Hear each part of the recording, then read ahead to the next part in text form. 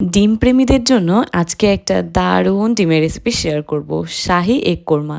তার জন্য প্রথমে একটা মশলা তৈরি করব। মৌরি, ধনে, এলাচ, শুকনো লঙ্কাকে খালি কড়ায় নেড়ে একটু গুঁড়ো করে নেব। আর তেলের মধ্যে 3টে সেদ্ধ ডিম মাঝখান থেকে কেটে নিয়েছি, দিয়েছি ক্যাপসিকাম, টমেটো, নুন আর সেই ভাজা গুঁড়ো মশলাটা দিয়ে হালকা করে সতে করে তুলে রাখবো। এইবার তেলের মধ্যে আবার একটা মিডিয়াম সাইজের পেঁয়াজ, 3টে কাঁচা লঙ্কা, চালমগজ, কাজু সব দিয়ে একটু ভাজা ভাজা করে দিয়ে দেবো 1 চামচ আদা বাটা, 1 চামচ রসুন বাটা।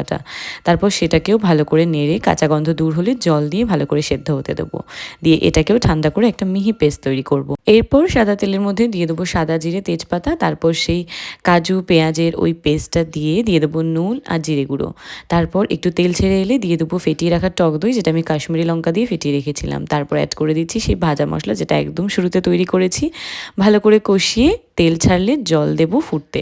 তারপর সেই গ্রেভি ফুটে এলে ডিম ভাজা আর ক্যাপসিকাম, টমেটো সব ভাজাগুলো দিয়ে ফুটিয়ে নেব। আর নামানোর সময় দেবো ফ্রেশ ক্রিম আর কাসুরি মেথি। কাসুরি মেথিটা একদমই অপশনাল, নাও দিতে পারো। আর এটার সাথে আমি সার্ভ করেছিলাম আম পোলাও। হ্যাঁ, কাঁচা আম দিয়ে পোলাও।